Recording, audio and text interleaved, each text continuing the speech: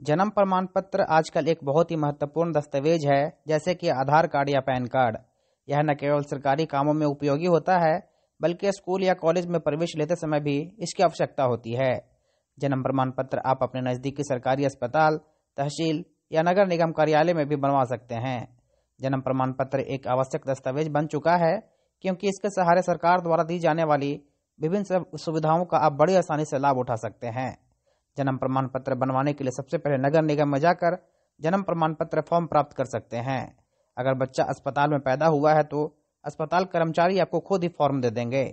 Registration form भरने के बाद उम्मीदवार सभी दस्तावेज के साथ आपने जिस भी कार्यालय से फॉर्म लिया है उसी कार्यालय में जमा कर दें।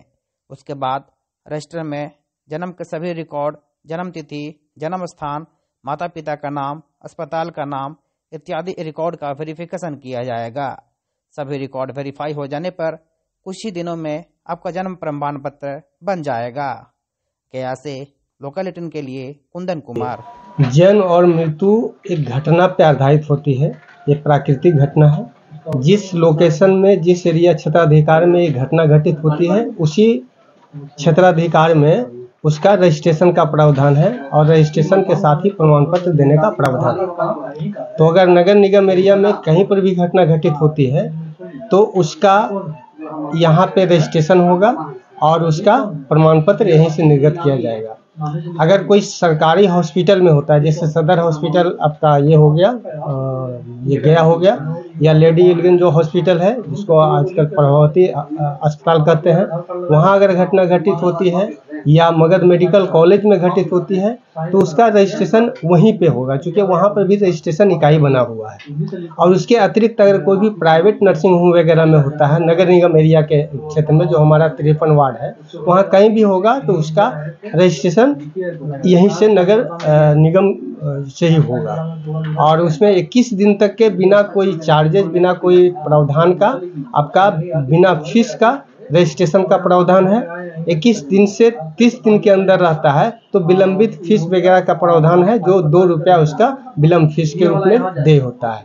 अगर 30 दिन से ऊपर 1 साल के अंदर होता है तो उसमें 5 रुपया आपका विलंबित फीस देना होता है। इसके अतिरिक्त 1 साल से ऊपर होने के बाद आपको 10 रुपया उसका विलंबित फीस लगता है।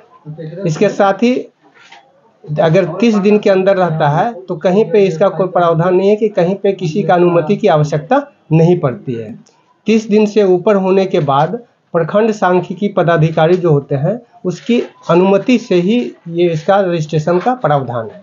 और इसलिए चूँकि प्रखंड सांख्यिकी पदाधिकारी का पद जो होता है संबंधित ब्लॉक में होता है, इसलिए उसकी अनुमति के लिए प्रखंड में भेजा जाता है। इसके 1 साल से ऊपर होने पर उसमें प्रखंड विकास पदाधिकारी को ही नोटिफाई किया गया है। उनकी अनुमति, पूर्व अनुमति के बाद ही उसमें विलंबित फीस लेकर के उसका रजिस्ट्रेशन करने का प्रावधान है। क्या डॉक्यूमेंट का जरूरत? इसमें डॉक्यूमेंट के लिए, चूँकि जन्म और मृत्यु एक घटना से रिलेटेड है, उसे घटना का साक्ष्य चाहिए और डेट का साक्ष्य चाहिए। तो अगर घटना घटित हो रही है, जहाँ पे घटित हो रही है उससे संबंधित हमें साक्ष्य चाहिए कि अगर अमुक स्थान पे अगर घटना घटित हो रही है तो उसका ये एड्रेस प्रूफ होनी चाहिए कि इस जगह पे घटना घटित हुई है। उससे हमको एक साक्ष्य के रूप में मिल जाता है, तो हम उसका रजिस्ट्रेशन कर देते हैं। अगर हॉस्पिटल वगैरह में होते हैं तो हॉस्पिटल इन्फॉर्म करता है, हॉस्पिटल का इन्फॉर्मेशन रिपोर्ट के आधार पर हम उसका सर्टिफिकेट रजिस्ट्रेशन करते हुए सर्टिफिकेट इशू कर देते हैं।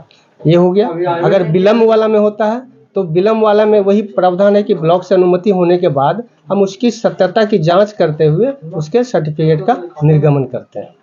ये हमारा प्रावधान है। बाबा का भी आधार कार्ड? हाँ, इसमें मदर फादर का आधार कार्ड, क्योंकि अब आधार बेस्ड हो गया, आधार नंबर उसमें इंक्लूड होता है। तो बच्चे के जन्म में, जन्म प्रमाण पत्र में मदर और फादर का, यानी माता और पिता का आधार अनिवार्य कर दिया गया है।